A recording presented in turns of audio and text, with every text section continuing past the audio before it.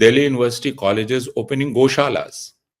Hansraj College is now rearing a cow. Recently, a university in Surat announced that it is going to open a goshala because the presence of cows would purify the campus. BJP wants to control everything and centralize everything. And BJP is very skeptical of independence of mind. It won't allow that. And for BJP, the educational institutions are simply instruments through which it can indoctrinate the young minds. You drop chapters, you remove books written by scholars, you allege are urban Naxals or left. So chapters by scholars like Nandini Sundar, Archana Prasad, others are sought to be dropped. You cannot teach a sociologist, you cannot teach an anthropologist, you cannot teach a philosopher, because this regime says that he or she is an urban Naxal. What science is, or what history is, or what sociology is, we will forget. The Indian origin Nobel laureate Venki Venkataraman, he said that he won't attend Indian Science Congress anymore because now it has become a circus. Hello and welcome to the Federal. You're watching Off the Beaten Track. The University Grants Commission is a very important organization in the country. As far as higher education is concerned, the management, the various how it is to be controlled, and also what all is to be taught in universities. It was formed in 1953, and later on, an Act of Parliament gave it statutory status. Now, a few days ago, in early January, to be very precise, it came out with the draft rules to various stakeholders. They are supposed to get back with their comments. Now, the draft UGC rules are actually for minimum qualifications for appointment and promotion of teachers and academic staff in universities and colleges. And the second is for maintenance of status in higher education. These are the two thrust areas on which the draft rules have been, or the regulations have been issued. There has been a considerable amount of controversy over this because the power of appointing vice chancellors for universities is essentially now getting vested under these rules, solely under the governor, who is also the ex officio chancellor of these universities. So effectively, not just the BJP ruled states, but more targeted towards the opposition ruled states, where the governor, who is an appointee of the center, will have a direct say in who can become vice chancellor. There are various other issues also which have been pointed out regarding the draft rules, including that non-academics can also become vice chancellors. There is also certain guidelines which have been issued, the regulations say that the base of the recruiting base of professors can also be included, the faculty can also be increased. So we are going to use this development to essentially talk about the state of higher education in the country. Education, as you know, I don't have to repeat, is very vital because it is going to be a very important factor in determining the nature of the future of Indian citizens, in terms of the youth of today who go into universities, what kind of individuals they are going to come out as of these education institutions, and then take charge of various state institutions of the country. So essentially, we are going to be using this the UGC's draft rules or regulations to talk about that, and then the general state of education. With me today is Professor Apoorvanand, who is a very noted scholar. He is a public intellectual who has a very pronounced non-partisan approach, a very politically correct perspective about a lot of things. So welcome to this very important discussion, Professor Apoorvanand. Thank you. It's a pleasure to once again talk with you on this platform. Let us start with the UGC rules and regulations. Your first reactions when you read, sometime in the first week or the second week of January, that what was your sense of what they were trying to do with these draft rules? So the first reaction was that this is yet another nail in the coffin of higher education. Uh, Higher education has been in coma, I would say, for last 10 years, and it being gradually killed through 1,000 cuts. It's bleeding uh, all over, and we need to realize what those 1,000 cuts are. So, uh, and this is yet another assault on the very understanding of disciplinary knowledge and understanding of quality of teaching positions. Uh, so that was the first reaction. And for example, how can you appoint someone with a 4-year undergrad degree with 75% marks as a lecturer or as assistant professors? This is beyond us. So you don't have domain knowledge, but you are qualified to teach. And so if you look at the regulations, and they are also very confused, because the other option is to have an MA, 3-year, 1-year MA, and then PhD, etc. So it's very confusing, and it's also open to all kinds of interpretations. For example, if you criticize it too much, UGC can come up with a set of explanation claiming that it didn't mean what you allege, or so that is how I looked at it. These So, regulations. the first, which has become the biggest political controversy, one is, that is the appointment of vice chancellors.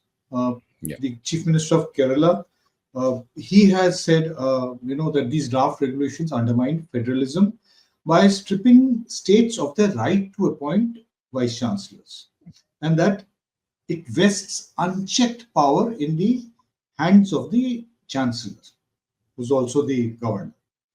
The Tamil Nadu Chief Minister, he has said that this is a direct assault on federalism and state rights and an attempt to undermine democratically elected state governments. So what we are seeing is at one level, it is takeover of educational institutions having a direct say in who is going to be the vice chancellor, who, as we know, can actually play a very pivotal role in the direction that the universities or the colleges are going to evolve. The second is that it, trespassing, or rather, taking over the powers of the state governments, undermining federalism. Also, the fact that non-academics can become vice chancellors. Now, let's try to take it, one by one. First, let's try to understand that what can be the possible impact if we have persons as a vice chancellor. See, theoretically, if you ask me, I don't mind people who are not, in a strict sense of the term, academics, for example, who don't teach. Say, But for if they instance, K.R. Narayanan, when he was, he was the vice chancellor of Jawaharlal Nehru University at some point in his career. yeah, so he was not an academic in that sense of the term, and there have been other vice chancellors as well without this rule. So it's not that you needed it to be said in so many words as UGC has done, and that raises the question: why when you knew that it could be done even without that? But we need to understand that what you need in a leader of an academic institution is an understanding of what a university space is all about, a sensitivity to the very enterprise of knowledge creation and knowledge dissemination, what it means. So, and your career needs to give evidence of your interest or your inclination towards these issues. That is very important, and that requires an exercise of discretion on part of the selection committee. So selection committee has to be very aware of the career of the person and also of the need of the institution.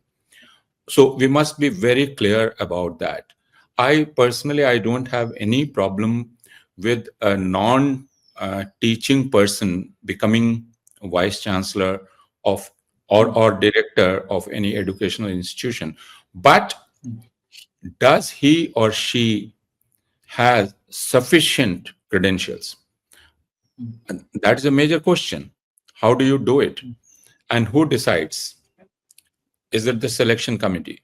Then the credibility of the selection committee also matters. Who are on the selection committee, selection board? And these are larger questions, because what we do, we frame these questions very narrowly. And it remains only about whether it's being controlled by the union government or the state government. It's not like that. We need to keep the institution in focus, the particular institution in focus. For example, what kind of vice chancellor or academic leader a university like Delhi University need in 2024? What kind of academic leader a newly established institution like IITs or IIMs or other institutions require? Those are fundamental questions. We never ask them. And we keep ourselves confined to whether it's being controlled by this state government or the union government. And that, I think, is misdirecting the whole issue. Right. You know, there is one point which we hear all the time, that governments always have had their people in various important positions. That you are talking about, some kind of an intervention by the BJP. Previously when the Congress or other non-BJP parties were in government, they would also, appoint people who were closer to their kind of thinking, or rather they were aligned with them. This is the point which has been made quite often. So why the protest so much? So let us break down something what you started out by saying, that higher education has been in a state of coma, has been bleeding for the last 10 years. We also know that this government or this regime at the center and at several states where the BJP and its allies, they are in power, is possibly the most ideologically driven government that India has ever seen. So let us now try to understand that what all has happened in the last 10 years. I'd like to, hear opening remarks by you on this particular thing, when you explain as to why you said that higher education has been in such a troubled state for the last decade. So you are so right when you say that this union government led by the Bharatiya Janata Party is the most ideological driven government we ever had in independent India.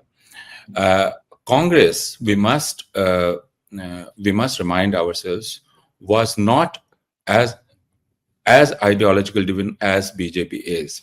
We can compare BJP with the left, with CPM, but not with Congress. So Congress had this catholicity of views, and you would find if you look at universities or educational institutions which were created by the Congress by the governments headed by the or during the Congress regime, you would find that all kinds of persons got opportunities to lead those organizations, and they were not necessarily left or right.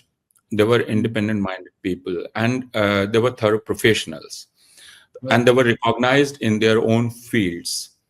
For example, Upendra Bakshi, who was fiercely independent, and who at one point of time tendered his resignation when differences arose between him and the union government, again by the Congress. he tendered his resignation, but it was not held against him. He didn't suffer because of that. So we need to be very clear about the difference. Essential I can add, just you mentioned Professor Upendra Bakshi. Just for the record, I can also mention one important person in this. That was Professor Y. Nayudamma, who became the Vice Chancellor of the Jawaharlal Nehru University between in the early 80s till about 82, late 82, he was the Vice Chancellor. He came from a field which is completely different from what was taught in JNU at that time. He was essentially a leather technologist. Yeah. Nothing to do with the kind of curriculum which was there, but he was a very successful Vice Chancellor who understood the necessities and drove the university in the direction that it was already been put on by the early leaders. So we have had several instances. I talked about Professor Nayudamma because I happened to be a student of JNU at that time. And there are several others. Several instances. You can name them. But the essential thing is to understand that BJP wants to control everything and centralize everything. And BJP is very skeptical of independence of mind. It won't allow that. And for BJP, the educational institutions are simply instruments through which it can indoctrinate the young minds. That is how it looks at young minds. It looks at young minds as impressionable minds on which impression can be left. So the use of universities or educational institutions is to somehow become a vessel or a conduit through which it can communicate its ideology to the young mind, and the nationalist ideology. The very objective of higher education is pursuit of truth, free pursuit of truth.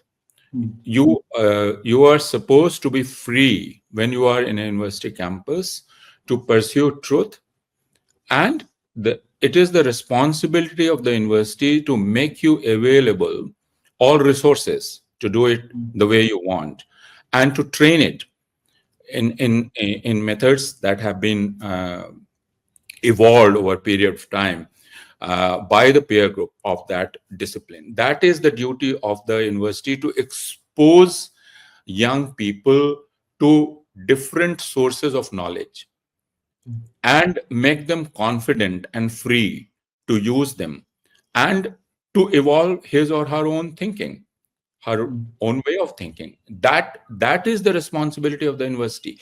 But the BJP, the day it came to power, it said that the objective of higher education or school education is to inculcate nationalism, is to inculcate or cultivate patriotism. That cannot be the objective of either school education or higher education, to inculcate or cultivate patriotism or nationalism. So when you replace pursuit of truth with nationalism, everything gets distorted. What kind of nationalism? The nationalism that BJP preaches or BJP defines the way it is. So everything is now oriented towards this goal, to make students nationalist, and that has destroyed higher education, the very purpose of higher education. So that is the beginning or starting point. We need to understand that, and that has led to all kinds of distortions. The very first thing you remember, when BJP came to power in 2014, what were the first directives that the union government issued to the universities? It was to plant a national flag or hoist national flag at a certain height, 300 meters or 300 feet, I forget, so that people from all corners of the campus could see the national flag and get the vibration of nationalism from that national flag. So that was one of the first directives issued by Directives. the union government, and that tells you a lot about the priorities of this government. So there we need to begin, and then and then see how things have developed in the course of last 10 years. You know, As I said, one, I would like to emphasize that is to change the very objective of education or higher education. what, taking off from there, what do you think is the BJP's objective of education? You talked about, pursuit of truth being which should be the ideal kind of pursuit of truth, enhancing knowledge and preparing oneself to face challenges in life for the individual as well as for the nation and the society that one lives in. But now, what do you think is the purpose of education? One, you said that essentially to build ideologically trained, workers, political workers, if one can actually use that word.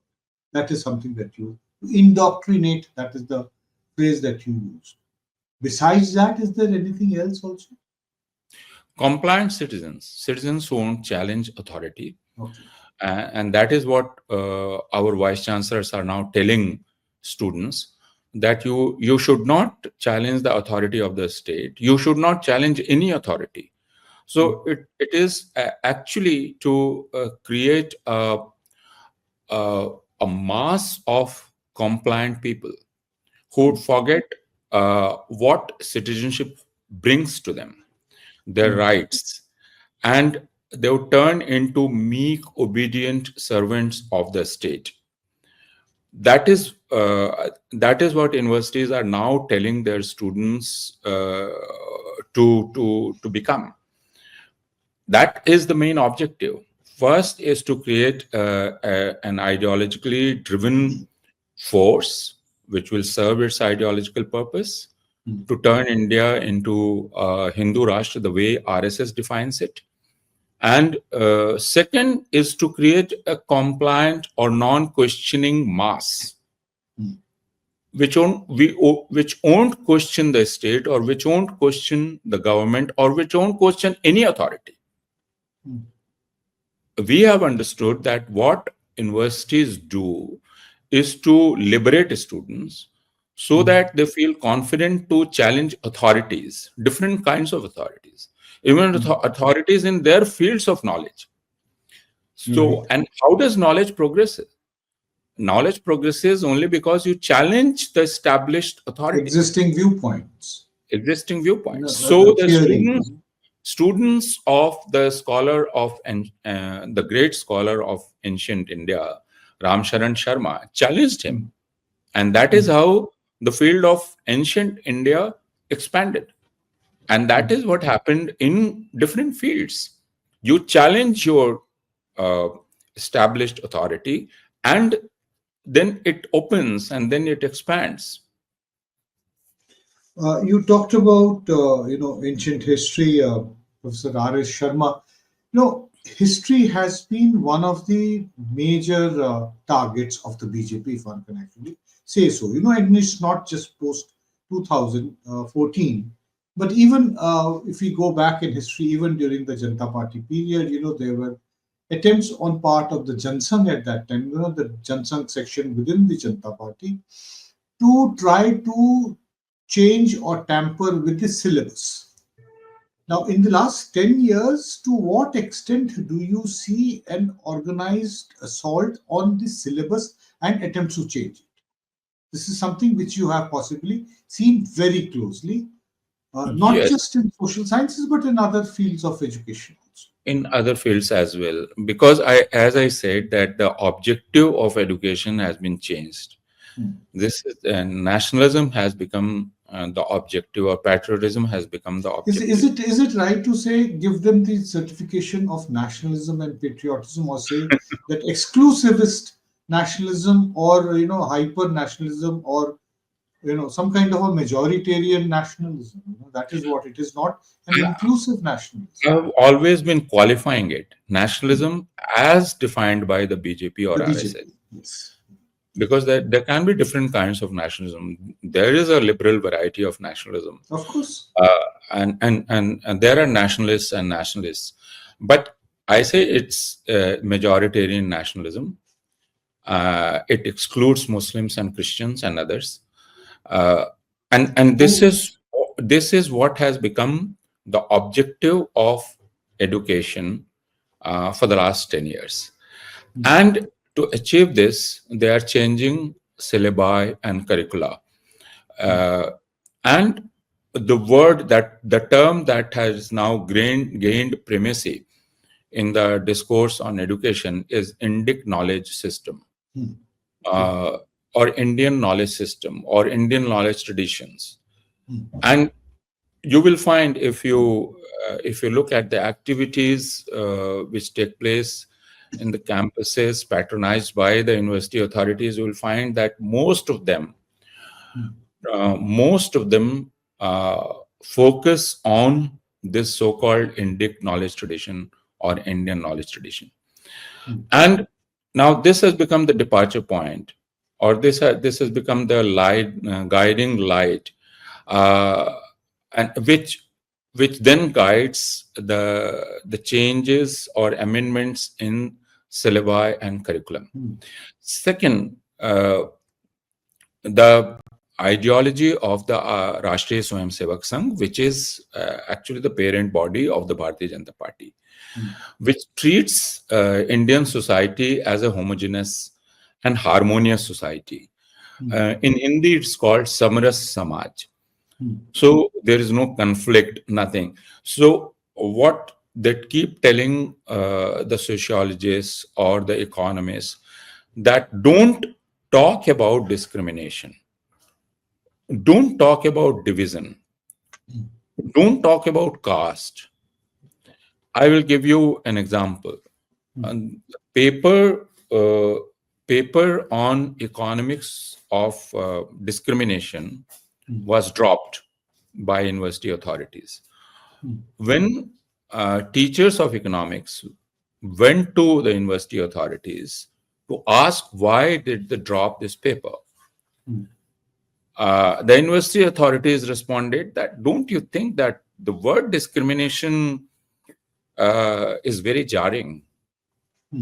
This was in Delhi University, right? This is Delhi University, and 2 years back. My colleagues in the economics department were telling me that when they went to the authorities, they were told that this very word discrimination, when you utter it, it sounds very jarring.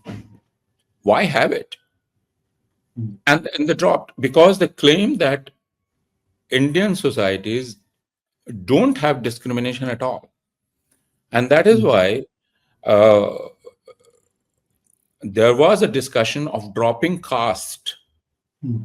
But when my anthropology colleagues said that, well, then we can't study Indian society at all.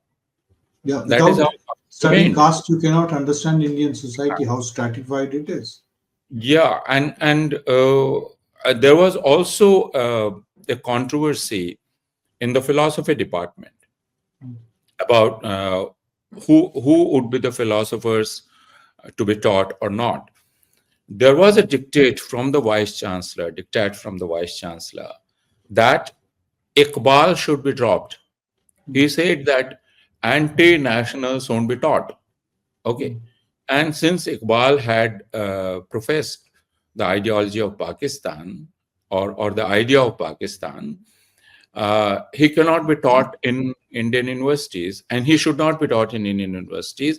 And therefore, Delhi University won't allow Iqbal to be taught, which means that Urdu department needs to drop Iqbal as a writer, or philosophy department would now be demanded that it should drop Iqbal as a philosopher. That is how things are happening in Delhi University. And then this was even though he's written Sare Jahan Se Achha. Sare Jahan Se Achha, or you can disagree with him on Pakistan. When you teach someone, we must be very clear. It is not to praise the person. It is not to create a band of A supporters of cult, that, a uh, cult uh, figure, a cult of that person. When you teach Gandhi, or when you teach Karl Marx, or when you teach anyone, Iqbal, what you do is to ask your students or train them to look at that personality or that philosophy uh, in a critical manner. You need to develop that critical approach towards that personality and that philosophy and that ideology. It's not to make you Gandhian, or it's not to make you Nehruvian. This is not the job of university or teachers. That is not what they do. But again, BJP thinks otherwise. It thinks that uh, its task is to turn them into some kind of eons or some kind of ism. And so I was telling you about the changes and giving you certain anecdotal evidences. Right. Then you drop, or you drop chapters, you remove books written by scholars, you allege are urban Naxals or left. So chapters by scholars like Nandini Sundar, Archana Prasad, others are sought to be dropped. So this is what is happening. You cannot teach a sociologist, you cannot teach an anthropologist, you cannot teach a philosopher, because this regime says that he or she is an urban Naxal. And we need to Kind of understand political this. targeting is very common. We need to understand this mentality, because way back in 2006-7, Dinanath Bhatt, who died Yes, recently. against A.K. Ramanujan's essay on the It was not only about A.K. Ramayana. Ramanujan's essay. So Dinanath Bhatt mounted a campaign to get texts of Avatar Singh Pash, who is a leading Punjabi poet, Punjabi a very poet. respected name in Punjabi literature, removed from school textbooks, because the BJP said that he was a Naxalite. So his poems should not be taught by or should not be there in the school textbooks. So this is the mentality which is now driving all levels of education in India, and higher education is suffering because of that. So can one say that these draft regulations which have come with a very hand-picked person being appointed as Vice Chancellor, and simultaneously the syllabi being changed and the curricula also being changed in higher educational institutions, as well as in in the school level? We have seen that how school textbooks have been changed quite drastically in the last few years, especially history. I constantly dread that suddenly we might be having a new history, because I remember that after this regime was formed in 2014, when new appointments were made in the Indian Council of Historical Research, they said that sources of history, is not only going to be scientific, but even the non-scientific sources, need to be consulted. And mythology is equally important to be used as a source for history. So, which means that we follow a history and follow a curriculum where it is not only scientifically established, but also because it is there in our mythology. And that is why, would you say that we constantly hear about mythology being talked about? I'm saying that mythology has been one of the biggest drivers of bringing the BJP here. I'm talking about mythology centering around, Ram, the figure of Ram, and the entire Ayodhya Ram Janma movement that has been singly most important for bringing the BJP where it is. So being presented not as mythology but as history, and these are, what would you say, creeping into our textbooks also? Yes. So textbooks, when you talk about school education, in higher education, it is done differently. Uh, but the message is sent to the teachers that you need to design your syllabus in a manner which then supports or professes the official ideology of the state, which is now Hindutva. Uh, that is uh, that is an unsaid or said thing in universities. When they sit to design their curricula, this is on the back of their minds. And the sincere scholars try to save their disciplines, and they do it through different kinds of manipulations. When I say manipulation, I say it in positive sense, that they manipulate to save their discipline from the prying eye of the regime. Uh, and, and and it's not only the discipline of history which is suffering. I gave you examples from sociology. You can get examples from political science, and now it is reaching sciences.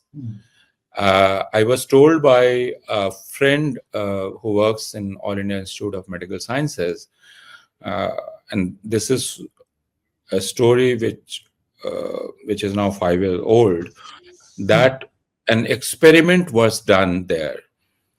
Uh, and what was the experiment? Experiment was that what would the jap or Mahamrityunjay jap, the Mahamrityunjay jap, its effect on the patient in coma. This is And that was actually all done. This is All India Institute of Medical Sciences. You're doing this experiment with a control group and other groups as you do experiment. So you can claim that the method is very scientific, but this is what you are doing. You're trying to find out what Mahamrityunjay Jap can do to awaken a comatose patient. And then you had heard about IITs doing research on Panchgavya. There's things related to What cows. was that? On? So Panchgavya, ghee, then cow The dung, five products of the cow. 5 products of cow. So cow dung and ghee and milk and other things on cows. Then you see Delhi University colleges opening goshalas. Okay, Hansraj College is now rearing a cow. There is another college which is rearing 2 or 3 cows. Recently, a university in Surat announced that it is going to open a goshala because the presence of cows would purify the campus. So these That are was all myths that which was are that. actually. So it won't remain confined to history. So Right. this mythification of knowledge would then expand, and it will hit No, sciences. And it's you know, already started hitting sciences. I want to ask, something. This I'll step back. Many years ago, the Prime Minister of the country, Mr. Narendra Modi, while inaugurating a hospital in Bombay, in Bombay. Mumbai, had actually spoken about the existence of genetic technology in ancient India. Now, a political claim made like that to basically forward their political ideology. What impact would this have if it comes into our education? We also saw during the COVID period all kinds of non-scientific things which said, including ringing bells and shouting, chanting various slogans, said to be, would actually eliminate the virus. So, what effect does this have on the students of scientific streams? First, it is, for want of a better term, is dumbing down of disciplines, Okay. and trivializing the whole business of education. When you start granting research projects which claim to do these things, as you explained, stem cell therapy in ancient India, or if you want to find whether genetic engineering was prevalent in ancient India. If this becomes the business of science to find to undertake research projects of this nature, then you can imagine what the future of discipline of science is going to be in India. Now, you had actually papers discussing these in Indian Science Congress. And that is why the Nobel laureate, the Indian origin Nobel laureate, Venki Venkataraman, he said that he won't attend Indian Science Congress anymore because now it has become a circus. Its business is not science, it's something else. So when you do this, you destroy the very understanding of that discipline. And that is a more serious concern. That what science is, or what history is, or what sociology is, we will forget. The very sense of that discipline would be lost. We'll forget what does it mean to do history, or what does it mean to do sociology, or what does it mean to do natural sciences, or what does it mean to do biology or botany, everything. That is a more serious thing we should think about. That we will lose the very sense of knowledge. It's not about saffronization. It's actually what is being done is destruction of the very sense of knowledge, and that is very disturbing. Students think that anything can go in the name of knowledge. Anything can. One last question. This is actually such a vast subject that we can talk about it endlessly. But whenever, I converse on the issue of education with somebody, I constantly get reminded of this fantasy film made by Satyajit Ray called, Hirak Raja Deshe, that in the land of the king of diamonds, So there is the king who's a despot, he shuts down all schools. The argument being that he who goes to schools, he or she who goes to schools learn a lot. And those who learn a lot disobey a lot. You talked about teaching obedience. We have also seen how the students' movement and also importantly the teachers' movements have been targeted in the last 10 years. Even though the fact that the RSS linked students organization, Akhil Bharatiya Vidyarthi Parishad is one of the biggest, largest students organization in the country. But despite that, the students' movement and the teachers' movement have been curtailed very badly. Now, the despotic king in Satyajit Ray's film shut down schools. Obviously, schools and universities and colleges are not being shut down. But do you think, you use the word dumbing down, so do you think that these schools, colleges and universities, the approach is to make them institutions only in name with very little initiative and pursuit of knowledge and truth? You're right. I need not repeat what you have said. This is what BJP is trying to do. But we digressed and we didn't discuss the question of appointment of Vice Chancellor. That's and right. That is very important, and we should briefly discuss that because now the UGC has decreed or issued a regulation giving primacy to the office of the governor, who is usually the chancellor of universities, in the matter of appointment of vice chancellors, which Tamil Nadu government, Kerala government, and Karnataka government have opposed, and they have said that it violates the federal principles, and they're right. Because elected government should have a say in matters of governance of educational institutions in their respective states.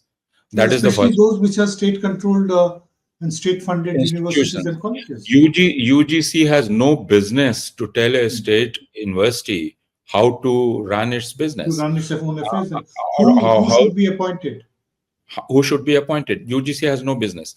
We should also be very clear, and I emphasize it and I underline it, that UGC has no business to issue circulars or regulations like the ones it is Which has been issuing issued. for last 10 years. Because if you look at the UGC Act, it is not mandated to do all this.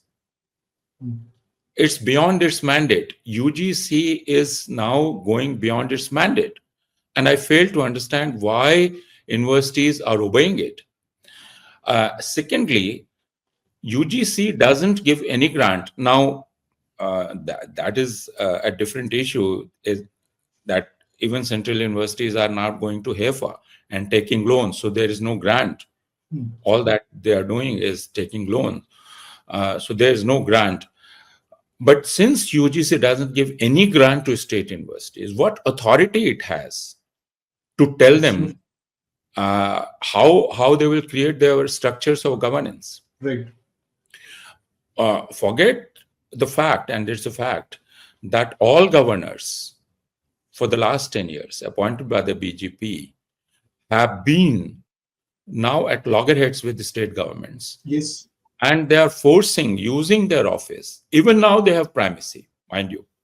They have primacy. Even now they have primacy. And if you look at the pattern of appointments in non-BJP government states, you will find that BJP governors, and I call them BJP governors, they have succeeded in appointing their persons as Vice Chancellor, who are BJP persons as Vice Chancellors in the state of Rajasthan, in the state of Chhattisgarh, in the state of Kerala, in the state of Tamil Nadu. That is what they are doing. And they have stalled everything in universities. Arif Muhammad Khan did that. Mr. Ravi is doing that.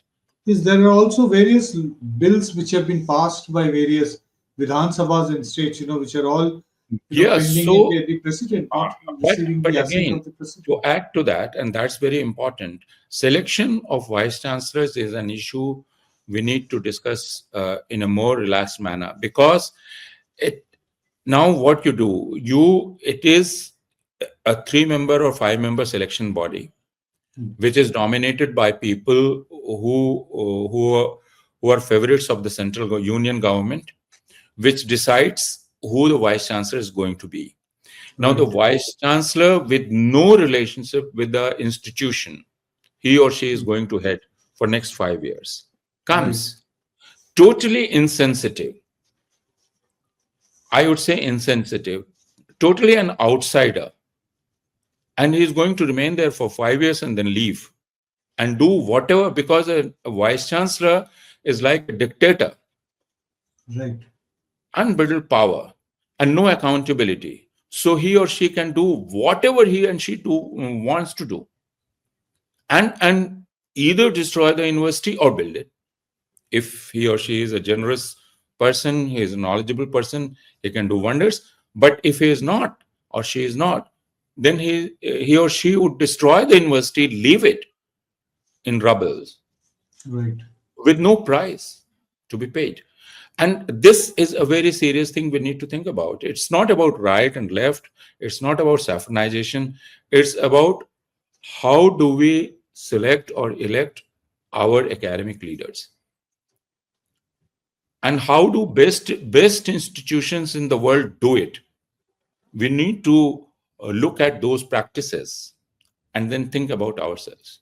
I think that's very well put, that the most important thing is to discuss that how and who are the people who are going to be leading our educational institutions for. So I will leave it here, that what is coming across from you is a clear diagnosis of the rot that has set into higher educational institutions and education in the country. And we can only hope that there would be some amount of resistance because the rules are at the moment in the draft stage. There is going to be comments posted by various stakeholders. We hope that the partners of the coalition government, which is there, would also possibly articulate some of the concerns of the people who have a disagreement with. And maybe that's it.